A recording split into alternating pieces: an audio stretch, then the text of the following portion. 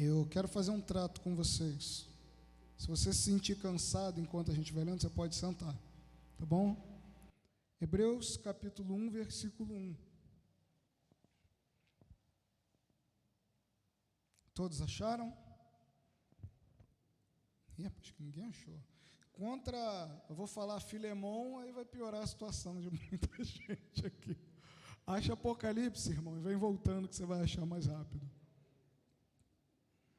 Até depois de Filemon, mas aí, sabe como é? Em todo esse tempo de cristão, eu só ouvi uma pregação em Filemon, todo esse tempo. O evangelista Rafael falou que vai pregar em Filemon, e é uma carta tremenda também, apesar de ser muito pequena, mas é algo tremendo. Sei que o assunto hoje é Hebreus, mas Martinho Lutero disse que todos nós somos onésimos em Cristo Jesus. Quem leu Filemon sabe do que eu estou falando, mas vamos ler Hebreus hoje. Todos acharam? Hebreus capítulo 1, não sei se aí no computador tem versão, mas eu vou ler na King James atualizada. Se puder botar, pelo menos o pessoal acompanha a mesma versão que eu estou lendo. Diz assim, Hebreus capítulo 1, versículo 1. Havendo Deus, desde a antiguidade, falado, em várias ocasiões, e de muitas formas, aos nossos pais, por intermédio dos profetas, nestes últimos tempos, nos falou mediante seu Filho, a quem constituiu o herdeiro de tudo que existe, e por meio de quem criou o universo. Ele é o resplendor e a expressão exata do seu ser, sustentando tudo o que há pela palavra do seu poder. Depois de haver realizado a purificação dos pecados, ele se assentou à direita da majestade nas alturas, tornando-se tão superior aos anjos, quanto ao nome que herdou, é ainda mais excelente do que o deles. Agora eu te convido você a ir comigo ao capítulo 2, a partir do versículo 9. Leia comigo. Observamos, no entanto, que aquele que por um momento foi feito menor do que os anjos, Jesus, coroado de honra e de glória por ter sofrido a morte, para que pela graça de Deus, em benefício de todos, experimentasse a morte. Ao conduzir muitos filhos à glorificação, convinha que Deus, por causa de quem e por intermédio de quem tudo veio a existir, tornasse perfeito por meio do sofrimento o autor da salvação deles. Assim, tanto o que santifica quanto os que são santificados vêm de um só. E por essa razão Jesus não se envergonha de chamá-los de irmãos. Ele declara: vou anunciar teu nome aos meus irmãos, cantar-te-ei louvores no meio da congregação. E mais, porém nele a minha confiança, e outra vez ele afirma: aqui estou eu com os filhos que Deus me concedeu. Portanto, visto que os filhos compartilham de carne e sangue, ele também participou desta mesma condição humana, para que pela morte destruísse aquele que tem o poder da morte, a saber, o diabo, e livrasse todos que, ao longo da vida, estiveram escravizados pelo medo da morte, pois é evidente que ele não auxilia aos anjos, mas sim a descendência de Abraão.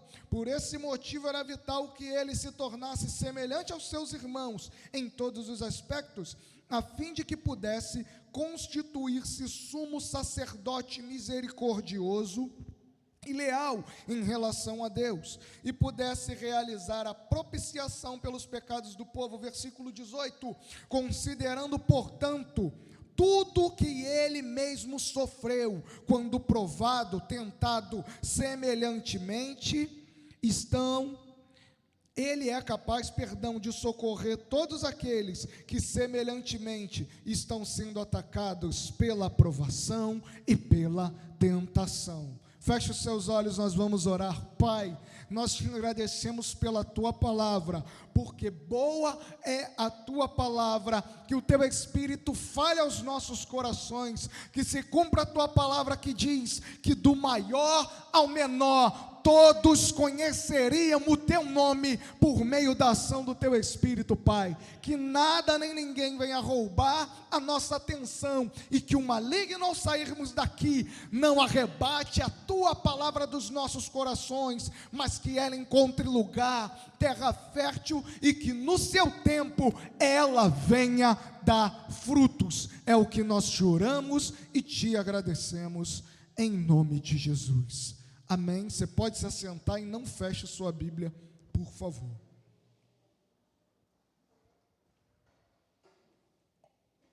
Bem, irmãos, eu já vou dizer, se eu me atrapalhar hoje é porque eu estou parado já há um tempo. Não sei se alguns, com certeza, os irmãos devem ter notado que eu estive um pouco afastado das minhas atividades aqui na igreja. Eu não me ausentei da igreja nem do Senhor Jesus. Por uma questão, em breve eu vou poder estar contando uma experiência que eu estou passando, por uma questão de saúde, vamos dizer assim, e também por tirar um período de descanso. Eu estive um pouco ausente das minhas atividades, mas aos poucos estou voltando. Amém? Hoje já estive aqui, domingo passado eu estive ministrando, tocando. Hoje estou aqui ministrando a palavra, e eu quero agradecer a todos os irmãos que mandaram mensagem preocupados. Tinha gente que mandou mensagem para mim dizendo assim: olha, pastor, não quero saber o que está acontecendo, mas nós estamos contigo, estamos com o Senhor. Também quero agradecer aqueles que, mesmo que não mandaram mensagens, mas com certeza oraram por mim. Eu quero dizer, irmãos, que a oração do justo vale muito seus efeitos. Às vezes a gente acha que a gente está de pé por inúmeras razões, mas é porque tem joelhos se dobrando, intercedendo ao Pai por nós. Então eu quero agradecer, eu quero que você aplauda ao Senhor Jesus pela sua vida, por todos aqueles que dedicam a sua vida em orar, por aqueles até que nem sabem, às vezes não estão vendo. Eu louvo a Deus pela nossa igreja. Mas amém. Irmãos, estar pregando em Hebreus para mim é uma grande honra, porque esta carta em particular, de toda a Bíblia, ela transformou a minha vida.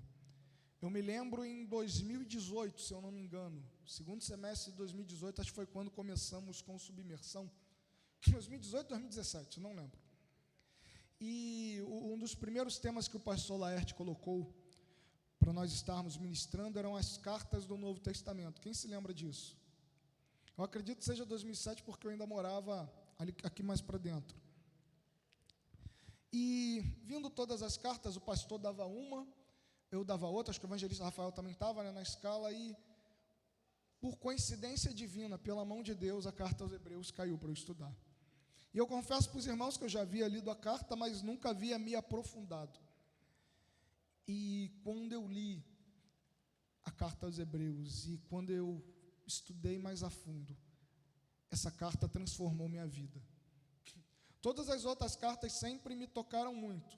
Quando você vê a palavra de Deus, vê o que os cristãos, os nossos irmãos no começo da igreja passaram, e como os apóstolos cuidavam deles por meio de cartas. Mas quando eu li Hebreus, eu chorei. Meus olhos não conseguiram suportar as lágrimas, porque uma carta que realmente me envolveu, me chamou a atenção. Para você ter uma ideia sobre a carta aos Hebreus, enquanto os 4 evangelhos, Mateus, Marcos, Lucas e João, falam da vida do Senhor Jesus aqui na terra, eles contam o que Jesus fez. A carta aos Hebreus conta o que Jesus está fazendo nesse momento agora no céu, por mim e por você. Se você ler Mateus, você vai ver que Mateus busca apontar e aponta de fato a realeza do Senhor Jesus. Você vê Mateus sempre linkando a pessoa do Senhor Jesus com o rei Davi. Você vê Mateus citando profecias relacionadas ao reino, relacionadas ao rei, ao Messias que havia, de Isaías e de inúmeros outros profetas. Você vê no Evangelho de Marcos, Jesus sendo apontado o caráter do seu ministério como servo. Marcos não tem genealogia, Marcos aponta Jesus sempre como aquele que veio para servir. Quando você lê o Evangelho de Lucas, você vê que ele traz a genealogia de uma forma diferente da qual Mateus trouxe. Mateus vem apontar que Jesus, por direito legal, por ser filho legal de José, era descendente de Davi, tinha direito ao trono. Lucas vem apontar que Jesus era sim descendente de Davi porque era filho de Maria, mas ele também era o homem perfeito porque ele não veio da semente de Adão, ele veio de Deus por meio da obra do Espírito Santo através do ventre de Maria. Lucas vem apontar Jesus como homem perfeito, Jesus como homem ideal. E quando nós olhamos para o Evangelho de João, João vem apontar Jesus como Deus. João não começa por genealogias, João começa com a eternidade. No princípio, o que João está dizendo, antes que tudo fosse, ele já era o Verbo, e o Verbo era Deus, e o Verbo estava com Deus. E a carta aos Hebreus vem trazer um caráter do ministério do Senhor Jesus, que perpetuará por toda a eternidade.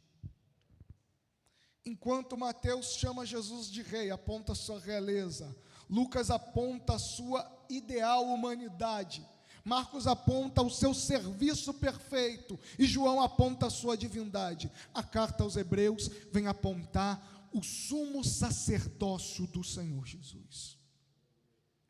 Em nenhum outro lugar, em todo o Novo Testamento, você vai encontrar de forma indireta, mas em nenhum outro lugar, de forma tão direta, você vai encontrar um texto que fale que Jesus é o nosso supremo sumo sacerdote. Essa carta é riquíssima. Eu gosto, apesar de alguns gostarem de chamar Romanos, mas eu gosto de chamar Hebreus, de o quinto evangelho. É mais ou menos como se fosse a continuação. A história do ministério do Senhor Jesus não acabou na crucificação e nem na sua ascensão aos céus. Ela continua na eternidade. Enquanto eu e você estamos aqui, Jesus está à destra do Pai, como sumo sacerdote, intercedendo ao nosso favor. E quando eu olho para esse detalhe, isso me chama muita atenção.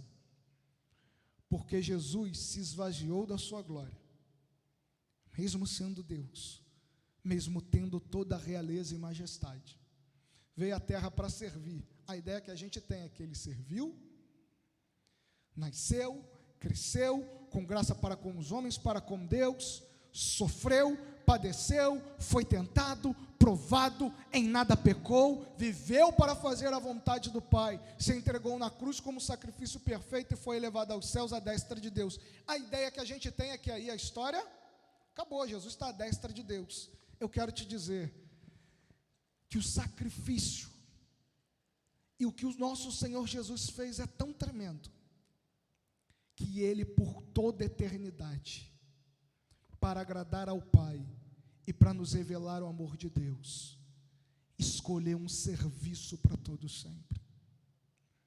Para todo sempre, por toda a eternidade, o Senhor Jesus está à destra de Deus, servindo como sumo sacerdote, intercedendo pela vida da sua igreja, intercedendo pela minha vida e pela sua vida.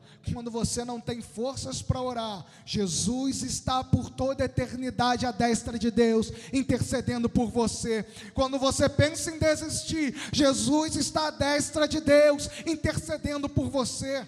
Quando você está fraco, abatido, triste, quando você está alegre, não importa o que se passe nessa terra, Jesus está à destra de Deus, intercedendo por você. Você pode dar glória a Deus por isso? E a Bíblia vem nos dizer uma coisa tremenda. O autor de Hebreus até hoje ninguém sabe. Há um grande debate teológico desde a época de Lutero até hoje. Reforma Protestante 1517. Hoje é dia 1º, não é isso? Ontem nós fizemos 503 anos de Reforma Protestante. Você pode dar glória a Deus por isso? Você sabe o que é Reforma Protestante? Vai para a internet pesquisar.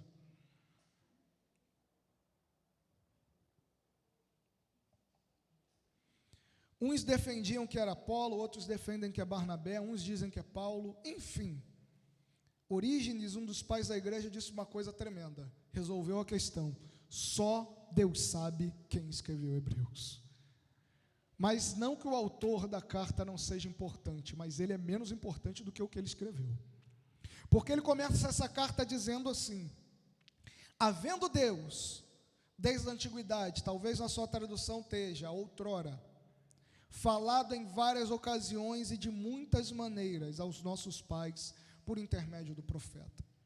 Quando o autor hebreu se refere à antiguidade, outrora, ele está dizendo do tempo antes da vinda do Senhor Jesus, antes de Jesus nascer e começar seu ministério.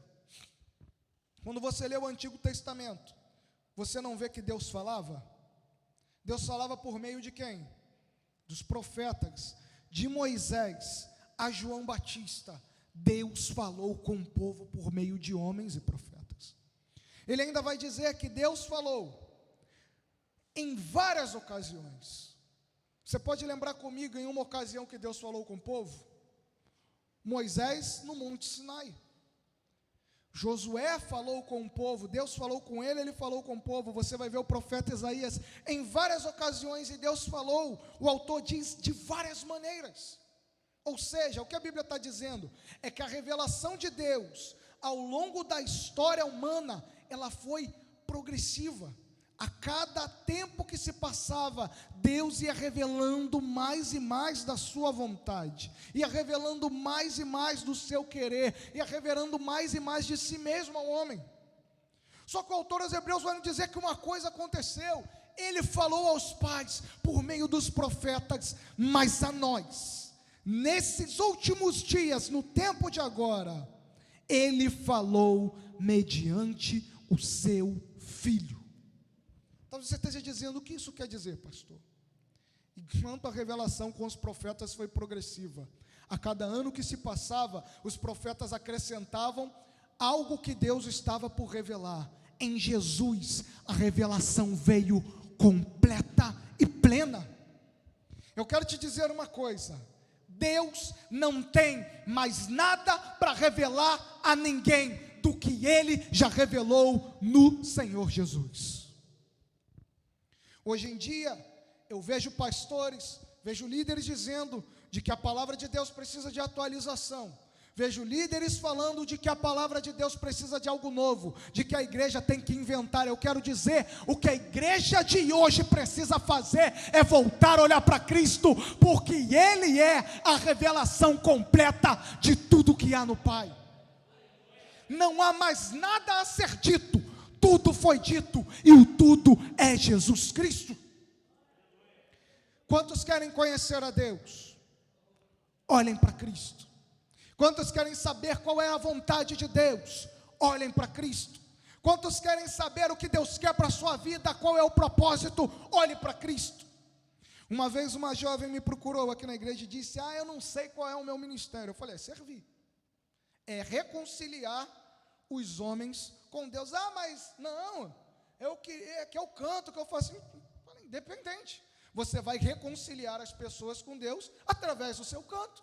Você vai reconciliar as pessoas com Deus. Pastor, eu só sei varrer. Então varra reconciliando as pessoas com Deus. Olha, eu vou tirar essa sujeira aqui, para que pessoas passem aqui e encontrem a palavra de Deus. Não importa o que você faça.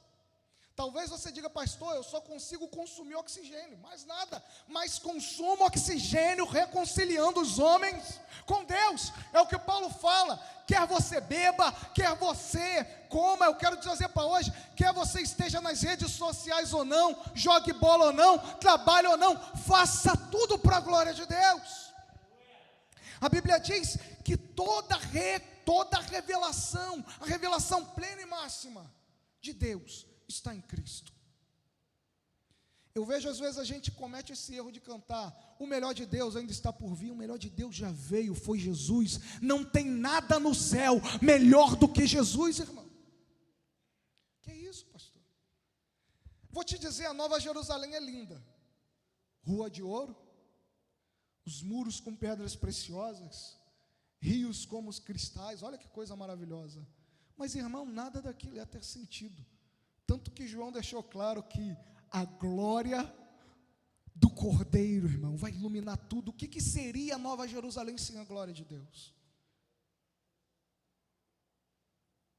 Pense na tua vida antes da glória de Deus se manifestar em você. Lembra do irmão Lázaro cantava: quem era eu, escravo do pecado, quem era eu, humilhado pelo diabo, o que a glória de Deus fez com você? Aleluias. E ele vem dizer que Deus falou no Filho.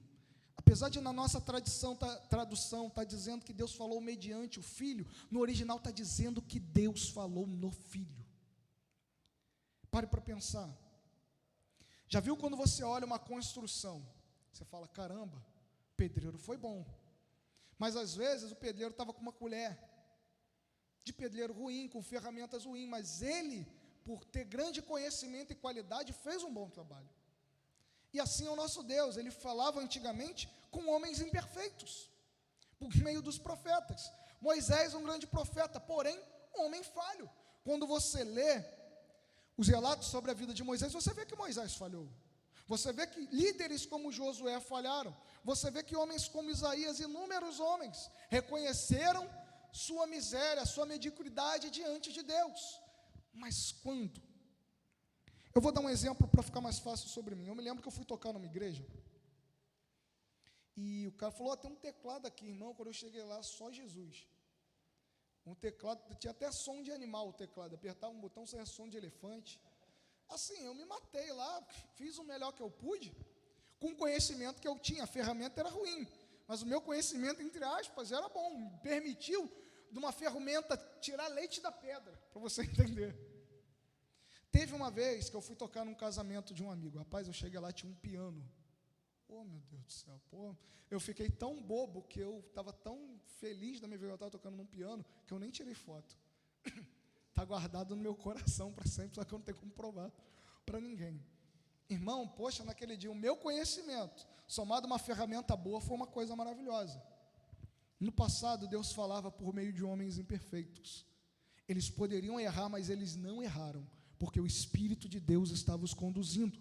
A palavra de Deus foi escrita por homens imperfeitos, que poderiam pecar, mas não pecaram, porque estavam sob a ação, inspiração do Espírito Santo. Imagine se por meio da mão de homens imperfeitos, Deus trouxe a sua palavra, revelações grandiosas. O que é que Deus nos trouxe por meio de Cristo, que é perfeito e que nele não havia pecado?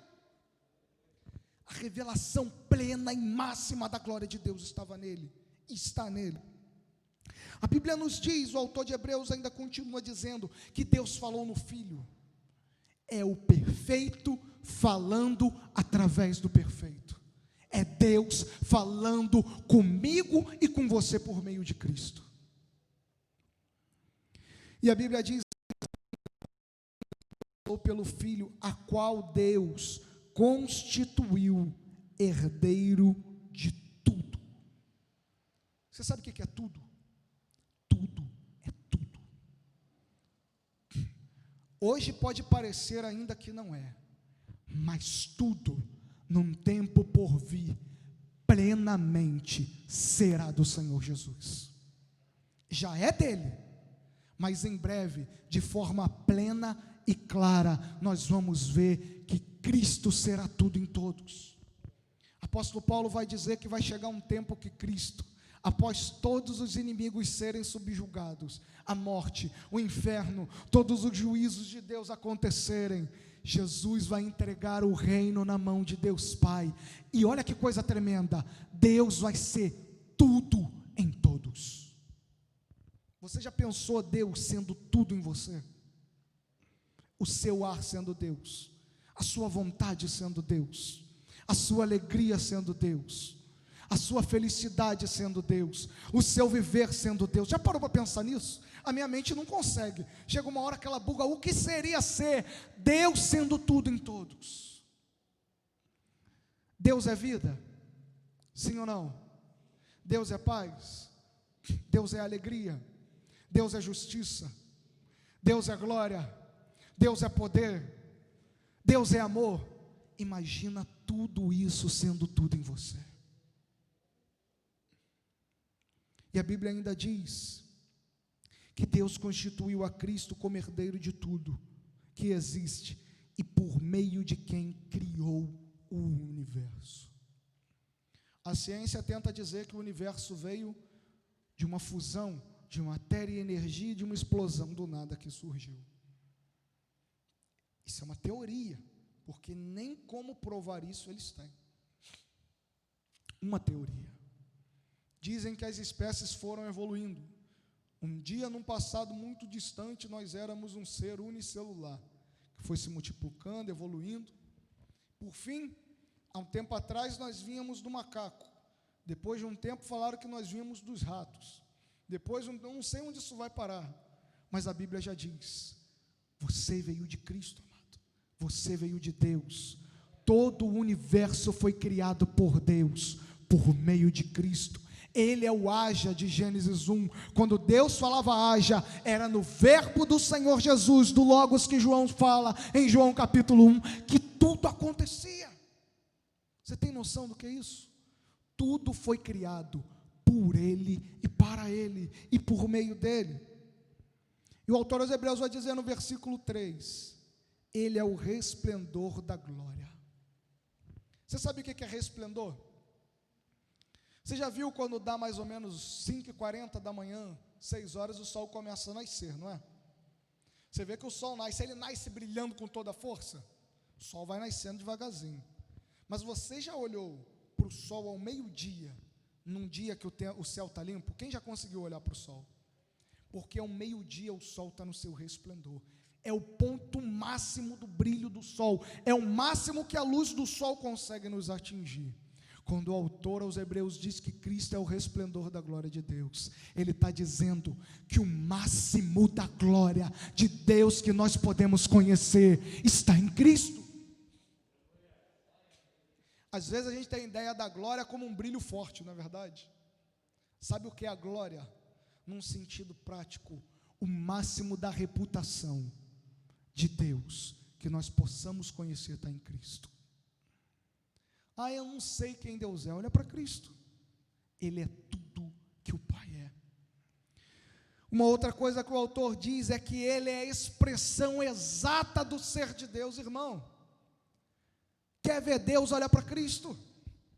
Ele ainda diz que Ele sustenta tudo que há pela palavra do seu poder. Isso aqui é tremendo. A gente tem a ideia de que Deus criou o mundo e largou o mundo para lá. Algumas correntes de pensamento dizem que Deus criou o mundo, Ele existe, mas que não interage com o mundo. O autor aos Hebreus quebra isso dizendo que o mundo não só foi criado por Deus em Cristo, como é sustentado por Ele.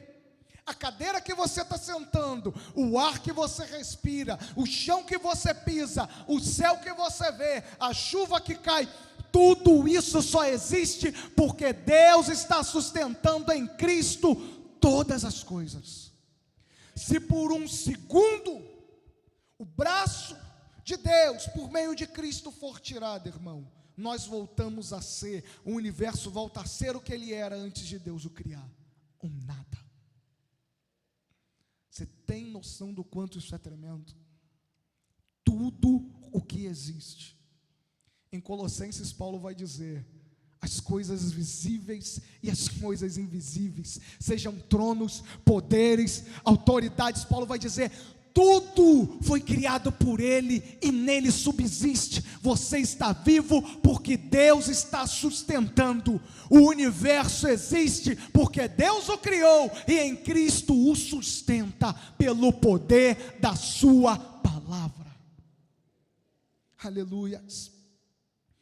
E ele ainda vem dizer que depois de haver realizado a purificação dos pecados, Cristo se assentou à direita na majestade das alturas. Pare para notar uma coisa aqui. Essa carta foi escrita num período, provavelmente, nós não temos muitas informações, mas a grande maioria concorda que ela foi escrita no meio do primeiro século, anos 50, 55.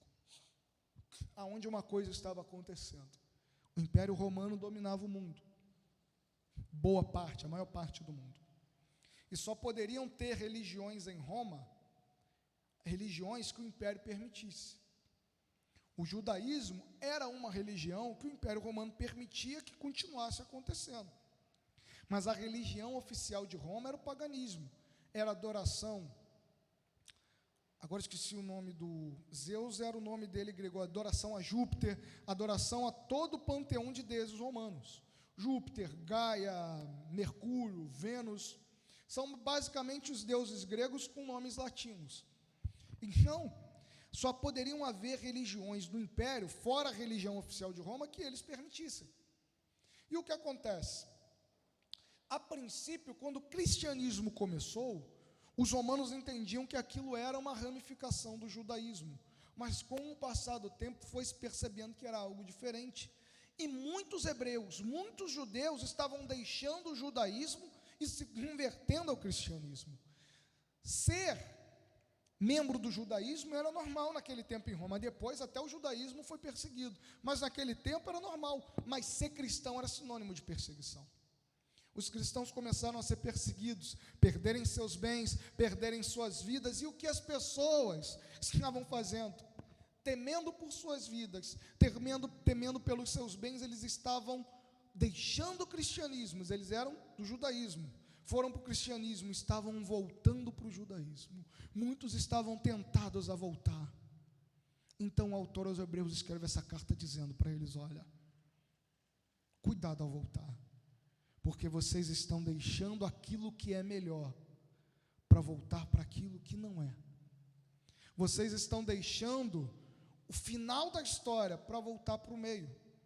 Em outras palavras, se você ler todo Hebreus, toda a carta aos Hebreus, você vai ver que o autor está provando uma coisa: que Cristo é superior, que estar com Cristo é melhor.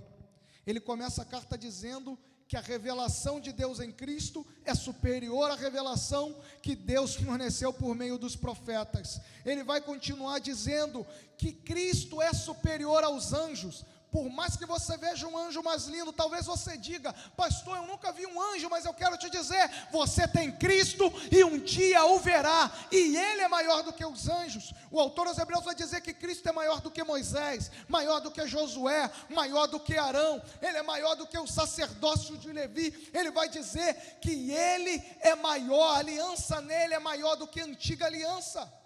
A ideia da carta aos Hebreus é dizer que Cristo é superior, que tudo que a igreja tem em Cristo é maior do que todas as sombras, do que tudo aquilo que apontava na antiga aliança. E ele vai dizer que Cristo realizou a purificação dos pecados por meio do seu sangue. E aqui eu quero entrar um pouco sobre o sacerdócio do Senhor Jesus.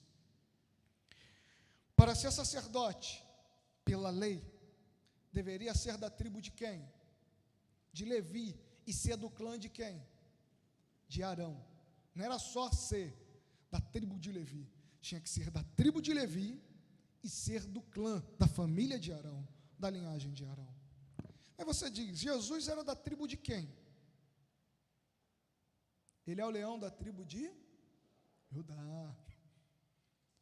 Então, como que Jesus, da tribo de Judá, poderia exercer sacerdócio, se ele não era da tribo de Levi? O autor aos Hebreus resolve isso, se não me engano, no capítulo 9. Ele diz que ele é sacerdote, segundo a ordem de Melquisedeque. Aí você vai falar: pastor, o que é isso? Vocês sabem quem foi Melquisedeque? Lá em Gênesis, Abraão estava voltando de uma batalha e passa num território e encontra com um homem chamado Melquisedeque, que era sacerdote do Deus Altíssimo. E Abraão lhe paga dízimo. E esse homem abençoa Abraão. Só para você ter uma ideia, vamos por parte para você entender. Temos tempo. É costume os pais abençoarem os filhos ou os filhos abençoarem os pais? Eu duvido que o pastor Severino, quando encontrava com a senhora, sua mãe, o senhor, seu pai, ele falava: Deus abençoe vocês. Era assim que funcionava, pastor? Seus pais falavam o quê? Você pedia? Bença, bença, mãe. Deus te abençoe, meu filho. Por quê? É sempre aquele que é maior que abençoa aquele que é menor. É sempre aquele que tem mais honra que abençoa aquele que tem menos honra. Nós não abençoamos a Deus, é Deus que nos abençoa. Então, quando Abraão entrega dízimo a Melquisedeque, ele está reconhecendo que Melquisedeque é o quê? Maior do que ele. E quando Melquisedeque abençoa Abraão, isso é a certeza de que ele era maior do que Abraão. Se Melquisedeque, vamos lá, para a lógica, é maior do que Abraão, que é maior do que Levi, logo, Melquisedeque é maior do que Levi. Deu para entender? Se o meu avô é maior do que meu pai, o meu avô é maior do que eu. É maior do que o Caleb. E vai ser maior do que o meu neto. Meu avô sempre vai ser maior do que todo mundo. O sacerdócio de Melquisedeque é maior do que o sacerdócio de Levi. Mesmo que Levi ainda não existia, mas Levi estava em Abraão, porque ele veio de Abraão. Então a ideia que ele traz é a seguinte: Melquisedeque não tinha genealogia, não tem registro da sua morte, até que se prove o contrário. Melquisedeque vive para sempre. Ele levanta uma teoria. Ele diz: Jesus é sacerdote segundo a ordem de Melquisedeque, sem pai, sem mãe, não teve início, ele não vai ter fim, por isso o sacerdócio dele é maior do que o de Levi. O sacerdócio de Levi era passageiro, porque os sacerdotes morriam e eram substituídos por outro, mas o sacerdócio de Cristo é para sempre, porque nem a morte foi capaz de detê-lo. Ele nasceu, cresceu, morreu e ressuscitou, e hoje vive para sempre, viverá à destra de Deus, intercedendo por mim e por você.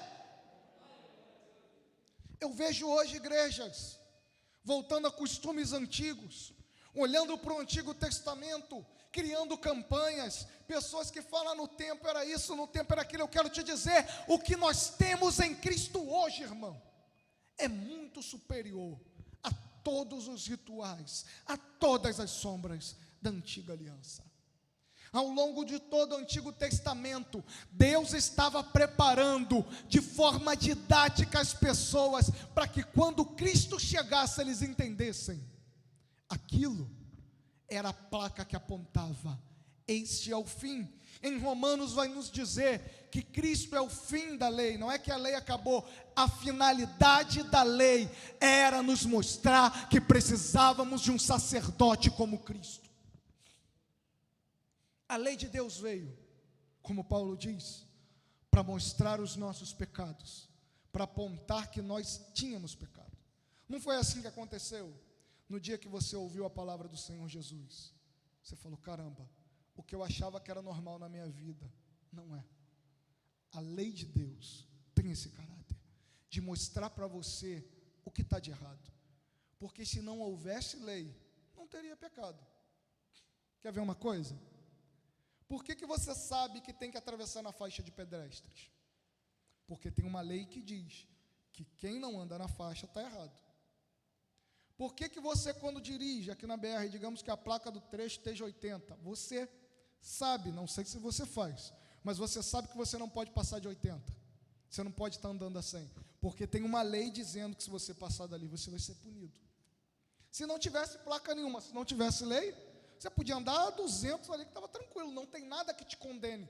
Mas a lei de Deus mostrou para mim e para você o quão pecador nós somos. E a lei de Deus também nos mostrou uma coisa: que nós não poderíamos agradar a Deus e nem alcançar a salvação sozinhos. É aí que Cristo entra, irmão. É onde a história fica linda. É onde Deus, sabendo que eu e você não seríamos capazes, é quando a lei de Deus nos mostrou o nosso pecado. Começa João 3,16, porque Deus amou o mundo, me amou e amou você no pior estado, me amou e amou você nos nossos piores momentos, amou o mundo de tal maneira que deu o seu Filho para que todo aquele que nele crê não pereça, mas tenha vida eterna. O sumo sacerdote, ele ofereceu sacrifício pelos pecados do povo. Você vê que os sacrifícios antigos, eles eram passageiros, eles aplacavam a ira de Deus, mas não satisfaziam a justiça de Deus.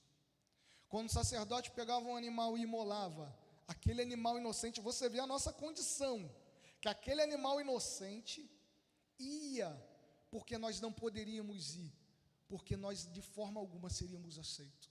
Aquele animal inocente morria em nosso lugar. E o sumo sacerdote, ele primeiro tinha que purificar a si primeiro. Ele oferecia por ele, para depois ele oferecer ao povo. Com Jesus foi diferente. Jesus não levou o sacrifício animal. Por não ter pecado, ele ofereceu a si mesmo, por mim e por você. Enquanto o sacrifício na antiga aliança tinha que ser repetido várias vezes, você vê várias vezes eles matando animais. Hoje, para nossa felicidade e para o bem dos animais, o Senhor Jesus deu um sacrifício perfeito. O sumo sacerdote entrava no santo dos santos da terra. Só que quando você lê o livro de Êxodo, quando os israelitas saem do Egito, o Senhor Deus, no alto do monte Sinai, mostra a Moisés os céus, o santuário dos céus, e diz: olha as coisas que estão aqui, porque vocês vão fazer algo semelhante para mim na terra. Ou seja, uma réplica do que você está vendo aqui, você vai fazer na terra. Moisés vem e faz o tabernáculo. O Espírito de Deus dá sabedoria a Oliabe e a Bezaleel, se eu não me engano, para que eles pudessem estar fazendo os artefatos. E eles criam tudo semelhante ao que Moisés viu na glória. O sumo sacerdote terreno, o sumo sacerdote da tribo de Levi, entrava no santo dos santos para oferecer aqui na terra. A palavra de Deus, a carta aos Hebreus nos diz que Cristo, além de oferecer a si mesmo por mim e por você, ele não adentrou no santo dos santos da terra, mas ele adentrou no santuário dos céus, diante do trono de Deus, para se apresentar como sacrifício e como sumo sacerdote. Eu quero te dizer uma coisa nessa noite: você não merece nada do que você tem da parte de Deus, mas tudo que você tem é porque Cristo está à destra de Deus, representando você e a mim por toda a eternidade. Entenda isso. O dia que você achar que você merece alguma coisa, é nesse dia que você é mais indigno e menos merecedor. Jesus mesmo disse: eu não vim para aqueles que estão curados, eu vim para os que estão doentes. Eu vim para aqueles que entendem que dependem de mim para se achegar a Deus. E a Bíblia continua a nos dizer que Jesus não está em qualquer lugar nesse momento. Está à destra de Deus, assentado em glória, com um nome maior do que o nome de todos os anjos, com um nome maior do que qualquer nome aqui da terra, com um nome maior do que qualquer nome debaixo da terra. E Ele está à destra de Deus, intercedendo por mim e por você. Romanos capítulo 8, o apóstolo Paulo diz que quando nós não temos forças para orar, tem alguém fraco aqui se sentindo meio abatido? Se não quiser levantar a mão, eu quero te dizer uma coisa. Tem alguém aí que não está conseguindo orar? Eu tive conversando com a missionária Rita e com a irmã Raquel, que teve um período desses dias que eu não consegui orar. Eu ia orar, eu não consegui, então eu falei: cara, se eu não estou conseguindo orar, eu vou fazer a oração modelo. Eu orava só o Pai Nosso, todo dia.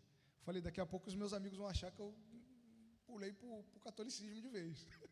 Sou católico agora, mas eu orava o Pai Nosso todos os dias. Quando eu não tinha forças para orar: Pai Nosso que estás no céu, santificado seja o vosso nome. Irmãos, em cada parte da oração, uma oração tão tremenda que Jesus nos ensinou, e às vezes a gente menospreza, porque ela tem ali tudo que você precisa para viver. O Pai Nosso pede, fala com Deus. Está precisando de alimento? Tem lá no Pai Nosso. Está precisando falar com o Pai? Você está falando com o Pai. Está precisando que Ele te dê força para você passar pela provação, a tentação? Está precisando perdoar alguém? Ele te coloca na sinuca de bico, que Deus te perdoa conforme você perdoa o teu próximo. Pai Nosso é cura, e você ainda exalta o nome do Senhor. Mas a Bíblia nos diz em Romanos 8 que quando você não tem força para orar, está abatido, o Espírito de Deus intercede por você com expressões, a nossa Bíblia diz, com gemidos inexprimíveis. No original quer dizer, com expressões que as palavras humanas não são capazes de traduzir. O Espírito Santo, quando tu está batido, está caído, fala com Deus, de uma forma que nenhum idioma da terra, por mais sofisticado que seja, consegue expressar os gemidos do Espírito Santo pela tua vida. Você pode dar glória a Deus por isso? O Espírito Santo está aqui na terra junto com a igreja intercedendo por ela. Agora o negócio fica mais sério, porque enquanto o Espírito intercede na terra junto com a igreja, Jesus está à destra do Pai intercedendo por você aqui no céu.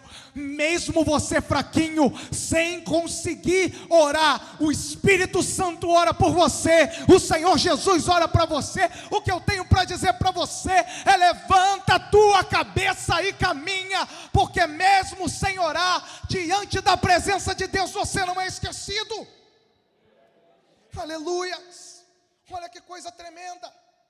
E quando Deus vai derramar bênçãos do céu, Ele olha para a destra dele e vê o representante, que é Jesus.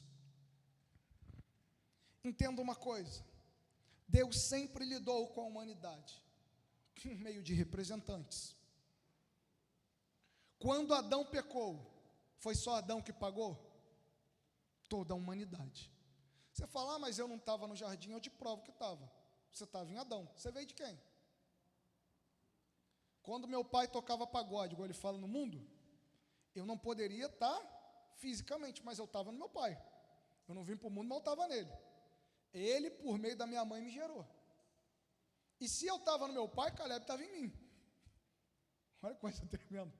E se a gente for voltando nessa história, a gente vai parar em Adão. Todos nós estávamos em Adão. Adão era o nosso representante. E o que Adão fez? Desobedeceu a Deus. E por um só homem entrou o pecado no mundo, e junto com o pecado veio o pacote. Qual é o pacote do pecado? A morte. A recompensa do pecado é a morte. Olha agora que coisa tremenda. Deus manda seu filho para ser o que Paulo em Romanos chama de o último Adão. Está dizendo: a humanidade agora tem um novo representante, que oferece para ela uma nova vida, um novo nascimento, uma nova esperança. Enquanto o primeiro Adão trouxe o pecado ao mundo por meio da desobediência, esse último Adão, por meio da obediência e do sacrifício, está trazendo a vida eterna, está trazendo a justificação, está trazendo a santificação e está trazendo paz com Deus. A história da humanidade em Adão acaba com ela sendo expulsa do jardim. Você vai ler os capítulos subsequentes de Gênesis, capítulo 1, 2 e 3, você vê. Depois do capítulo 3, melhor dizendo, você vê uma coisa que não existia, agora existir: a morte. Caim mata Abel. E a Bíblia vai dizendo em Gênesis 5 que fulano gerou Beltrano, viveu tantos anos e morreu. Ciclano de tal gerou Beltrano, viveu tantos anos e morreu. Porque depois de Adão, irmão, a morte entrou. Só que veio Jesus. E tem uma coisa tremenda que nós lemos aqui no capítulo 2. Ele veio para nos representar. Veio para nos dar nova vida e nova esperança. E a Bíblia diz que Jesus não se envergonha de te chamar de irmão. Às vezes você pode ter vergonha de falar no seu colégio que você é cristão, mas à destra de Deus, Jesus não tem vergonha de falar de você. Quem nunca passou por uma situação que ficou constrangido? Um momento de fraqueza, irmão. Eu sei que às vezes acontece. Ficar naquela: não, vou ser cristão secreto, eu sou um agente do reino, eu sou o 007, não do Reino Unido, eu sou o 007 do reino dos céus. Eu sou aqui, estou aqui escondido, eu estou na intercessão, escondido, orando pelas pessoas. Jesus veio ao mundo, nasceu do ventre de Maria, nasceu de forma natural como os homens nascem, foi gerado de forma sobrenatural, mas nasceu de forma natural, viveu. Jesus teve fome? Sim ou não, igreja? Sim ou não, igreja? Prova de que ele teve fome. Mateus capítulo 4, a tentação. Melhor dizendo, você vê que ele teve fome, que o diabo falou para ele: aí, ó, vamos ali, ó, tem uma padaria aqui pertinho. Cadê? Só transformar as pedras em pão. Você vê Jesus com sede? Você vê situações de Jesus com sede? Você vê Jesus sentindo agonia? Getsemane. Você vê Jesus sentindo tristeza? João 11, Jesus chora quando vê a tristeza que estava com Maria, quando ela se joga. Quando Marta fala com ele está tranquilo, mas quando Maria se joga, se eu estivesse aqui, meu irmão não tinha morrido. Jesus não aguenta e chora. E as pessoas falam, ele amava Lázaro. Jesus teve amigos. Tudo o que você passou, Jesus experimentou. A carta aos Hebreus vai nos dizer que ele foi aperfeiçoado por meio de tudo aquilo que sofreu. Você fala, pô pastor, você disse que Jesus é perfeito, e agora que ele foi aperfeiçoado? Vamos entender. Jesus é perfeito em tudo. Mas uma coisa é você conhecer algo. Dá um exemplo para você entender. Eu me lembro que eu tive dengue. E foi uma das piores experiências da minha vida, a última vez que eu tive dengue. Já tive 3 vezes esse troço e queira o Senhor Deus que eu não tenha mais. Da última vez eu achei que seria o fim. Pra você ter ideia, eu fiquei 5 dias sem conseguir comer e nem beber nada. O médico falou, se você não conseguir comer, ele foi bem claro comigo, você vai morrer. Sua plaqueta já está baixando demais. Enfim, quando eu fui no médico, se você perguntasse para o médico que me atendeu, doutor, o que é dengue? Ele ia saber falar para você? Sim, dengue é uma doença causada por um vírus, que acontece isso, aquilo, outro, enfraquece o sistema, ele vai contar tudo. Mas se você perguntar para mim, que não sou médico, que fui acometido com dengue, sofri, fui vítima, eu vou saber te explicar o que é dengue? Sim. Então a gente entende que há 2 jeitos de conhecer uma coisa. Você pode saber por meio do conhecimento e você pode saber aquilo por meio da experiência. Jesus conhecia as consequências do pecado e os sofrimentos que o pecado gerava como Deus, porque ele era Deus e sabe de todas as coisas. Agora, quando ele veio em carne, ele experimentou mesmo sem pecar. Entenda isso, ele não pecou, ele experimentou tudo que o pecado causa, por causa de mim e de você. Mesmo sem ter pecado, ele sofreu o castigo do pecado. Olha que coisa tremenda. Jesus entende você, independente do que você está passando, porque tudo que você já passou, tudo que você vem a passar, Ele conhece por experiência própria. Que isso, pastor? Verdade. E isso é tremendo. Ele não tem vergonha de você, porque Ele sabe o que você passa. Ele não tem vergonha de mim, nem de você que está em casa nos assistindo, porque Ele sabe o que você passa. Às vezes a gente tem a mania de achar que nós vamos conseguir. A gente tem aquela ideia de que tem dia que Deus nos ama mais e tem dias que Deus nos ama menos. A gente não tem essa ideia? Ah não, hoje, irmão, Deus não tem como te amar mais do que Ele já te amou em Cristo. Deus não tem como te amar menos do que Ele já te amou em Cristo. Evangelista Rafael, Deus precisa me dar uma prova de amor. Eu sinto em te dizer, Deus não é capaz de te dar prova de amor maior do que Ele já te deu em Cristo. Porque a maior prova de amor é a vida de quem ama. E Ele deu a vida dele em Cristo Jesus na cruz por você. Entenda que Jesus não se envergonha de você e nem de mim, porque tudo que nós passamos, Ele já sofreu.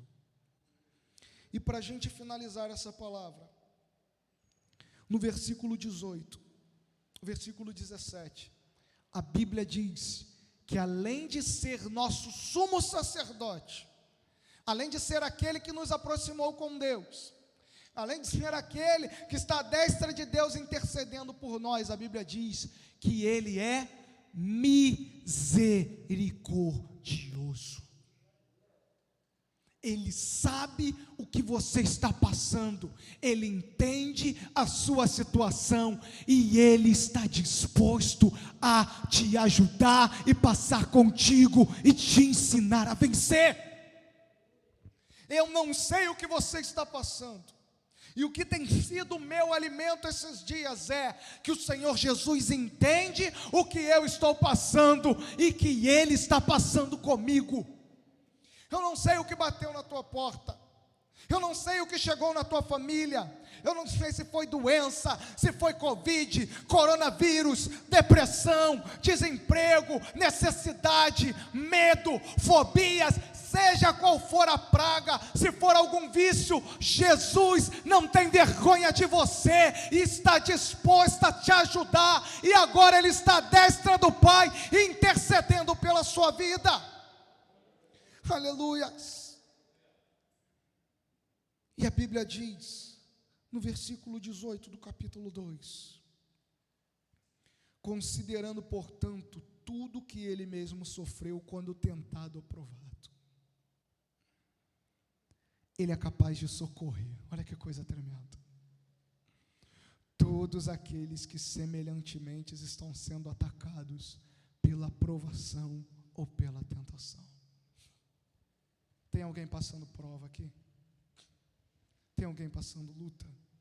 Tem alguém sendo tentado?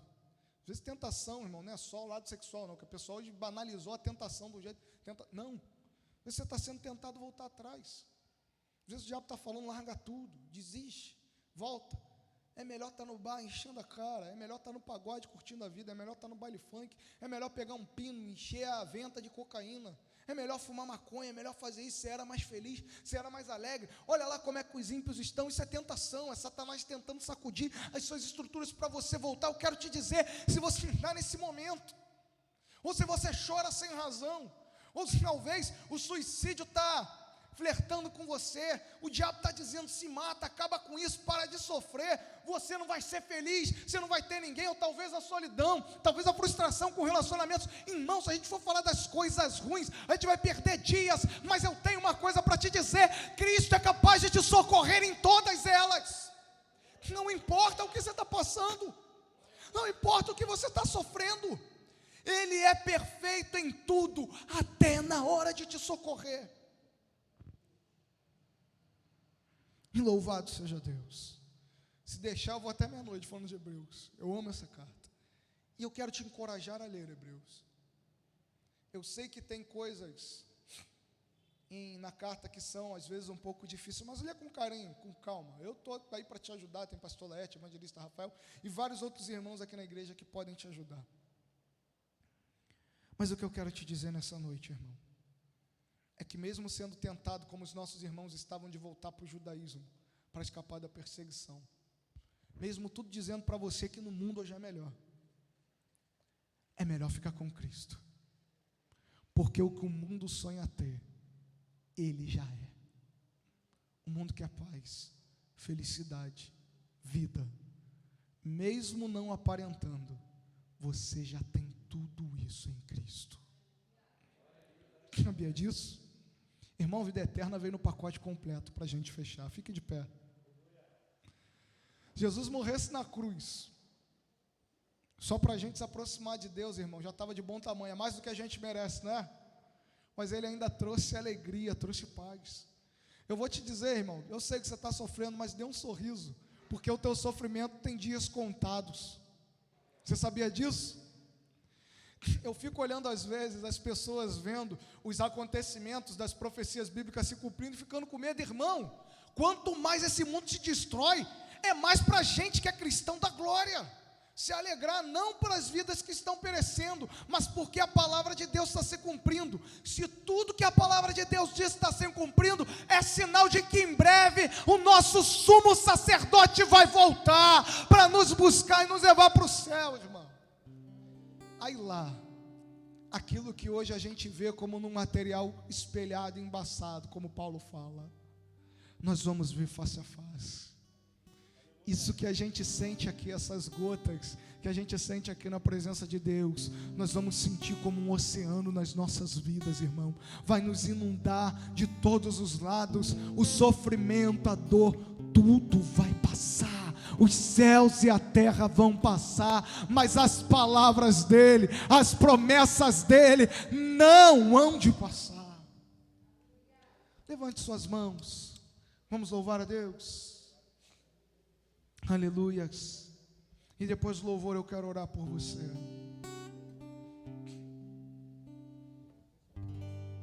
Todos aqui já servem ao Senhor Jesus? Levanta as mãos aí, quem já entregou sua vida ao Senhor Jesus.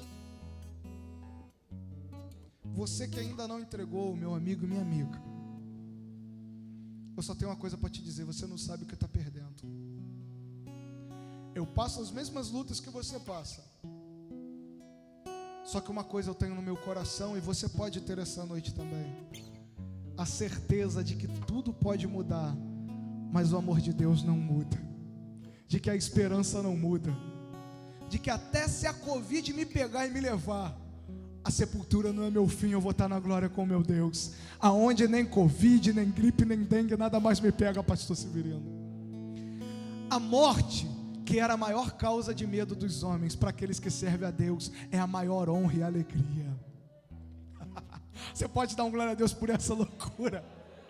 Ou aquilo que botava medo na gente, irmão, hoje é a maior causa de alegria de um crente.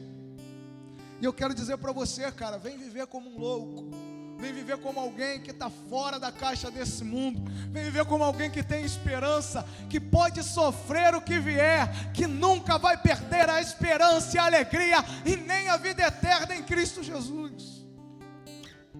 E eu sinto te dizer, se isso que eu te disse não te convencer, irmão, dinheiro e riqueza nesse mundo não te convence. Vem ganhar o intercessor para todo sempre, vem, entrega a tua vida para Jesus. Se você não quer fazer isso porque talvez está com vergonha, timidez, eu entendo. Pode nos procurar no final, qualquer um de nós aqui, que nós vamos orar por você.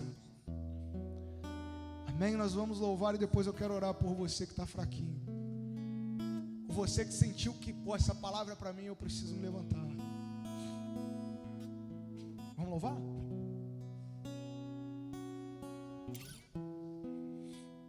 Enquanto eles se preparam, eu vou orar. Estenda as suas mãos. Pai, nós estamos aqui para te agradecer, Deus, porque nós não merecemos, Deus. Não merecemos nada, Pai, nada. A morte e a condenação era o que nós merecemos, Deus. Mas por tua infinita graça, Senhor, tua infinita bondade e amor, o Senhor enviou o seu Filho, Pai, para oferecer sacrifício, para se oferecer e para nos prestar um serviço perfeito, Deus, para que nós pudéssemos nos aproximar de Ti, Senhor. E é como a Tua palavra diz aqui em Hebreus: com toda a confiança, nós estamos nos achegando hoje ao trono da graça, para encontrar poder que nos socorre na hora da necessidade, Deus. Cada filho teu, cada filha sua tem uma necessidade. Tu és um bom pai, eu sei que tu conhece, Deus, e nós hoje nos achegamos, não porque merecemos, não porque somos dignos, mas porque o teu Filho nos faz justos, o teu Filho nos faz santo, e por Cristo Jesus, tu nos fazes merecedora, Deus. Nós nos achegamos ao teu trono, Deus, e nos curvamos aos teus pés, Senhor, para receber poder. Libera poder sobre o teu povo. Aviva os teus filhos, aviva o teu povo hoje, Deus. Talvez muitos vejam vales de ossos secos, talvez muitos olhem hoje para a igreja e vejam um exército caído, mas eu quero te dizer, esse exército ainda tem vida, esses ossos ainda podem se levantar, ó Deus, porque o teu Espírito ainda é o mesmo, Pai. Levanta os fracos, levanta os abatidos, dá vida aos mortos nesse lugar, meu Pai. Cura os doentes, Senhor, seja na saúde emocional, na saúde física, no espírito. Deus cura, Pai, transforma, Deus liberta, Pai, Senhor.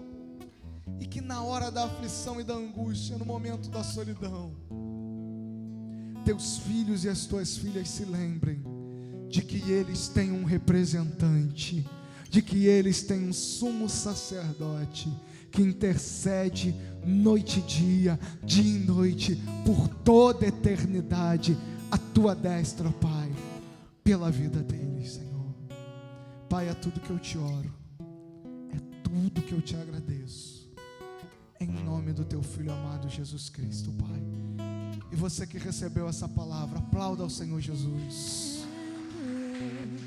O meu próprio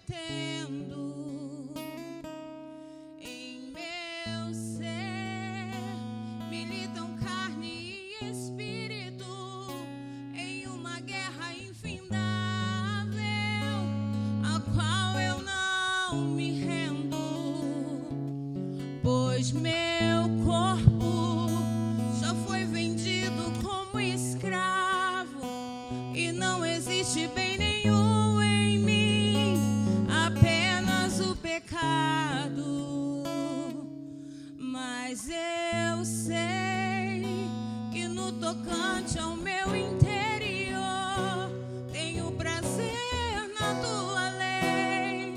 Tu és o meu amado, então liberta-me de mim. Se você estiver aqui, eu sei, eu venço o pecado. Então enche-me de ti, até que não haja mais espaço. Viver é transformado.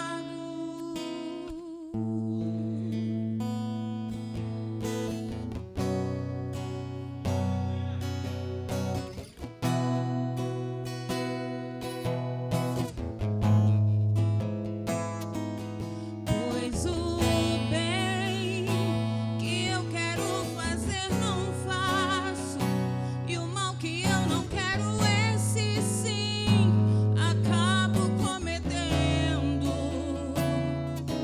Em meu ser militam carne e espírito, em uma guerra infindável, a qual eu não me rendo. Pois meu corpo já foi vendido como escravo, e não existe bem nenhum em mim, apenas o pecado. Mas eu sei que no tocante ao meu interior tenho prazer na tua lei.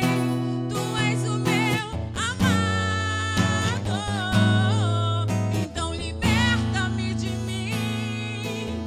Eu quero ser a tua casa.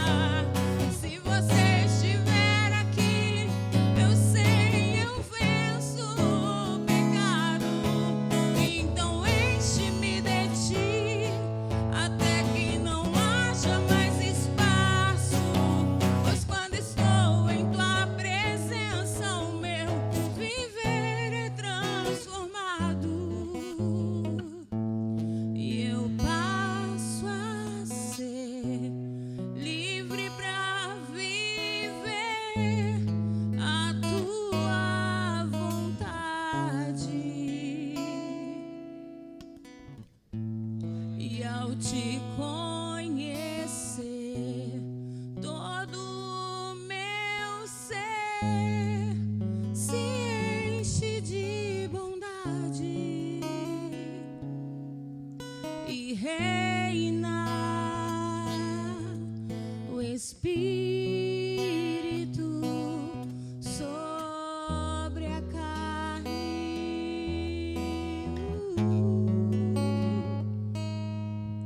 E reina o Espírito sobre a carne. Vamos cantar todos juntos, liberta-me. Então liberta-me de mim.